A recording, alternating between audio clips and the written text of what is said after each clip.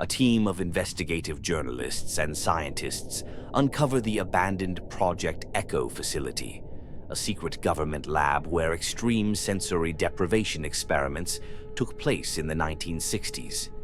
As they explore the ruins, they find old research tapes, recordings of test subjects whispering things they shouldn't have known. They decide to restart the experiment, unaware that something is still lurking in the darkness.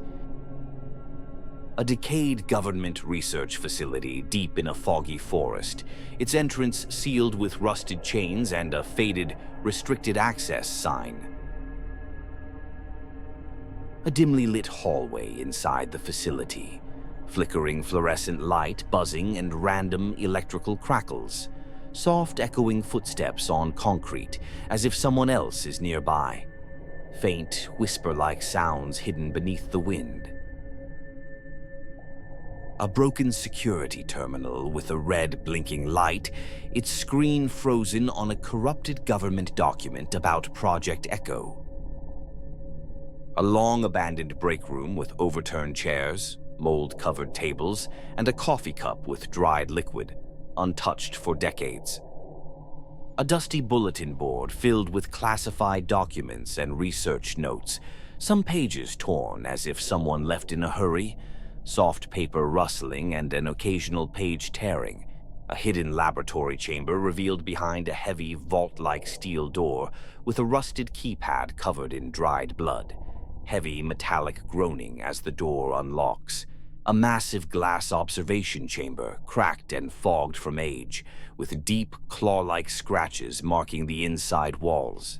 A leather-strapped chair in the middle of the chamber, tilted slightly, surrounded by old monitoring equipment covered in thick dust.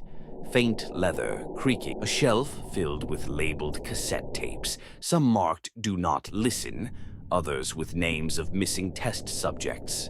Soft tapping as a top roll. A close-up of an old research file detailing sensory deprivation experiments, with eerie handwritten notes saying, "They hear it. They all hear it." A handheld recorder lying on the floor, its red light blinking as if it had just been used. Beeping red light. A grainy black and white security camera feed showing the team entering the chamber. But in the corner, a dark, humanoid figure appears behind them.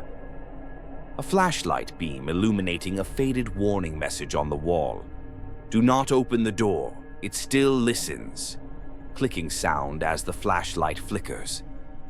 A researcher looking into the glass chamber's reflection, their terrified expression as they see a tall, faceless figure standing behind them. A scientist's hand reaching toward the scratched glass, the reflection showing an extra hand that isn't theirs. Sharp inhale, followed by tense silence. A tape player suddenly activating on its own, the tape inside labeled "Final Warning," emitting a faint, distorted whisper. A researcher staring at a dark hallway, their flashlight barely illuminating a shadow moving unnaturally at the far end. Soft floor creaking. A team member's notebook filled with increasingly chaotic, unreadable handwriting as if written in a trance, pen scratching too fast. A door that was previously locked now standing wide open, leading into complete blackness. Heavy, slow creaking of the door moving. A gloved hand wiping dust off a glass panel, revealing a human face staring back. But it's not their own. A faint breath, but no one. A researcher walking down a corridor alone, his camera's night vision revealing a dark figure behind him. Faint footsteps, slightly out of sync. A video still from researcher's camera, showing him staring directly at the lens, wide-eyed in terror, whispering, "It sees me!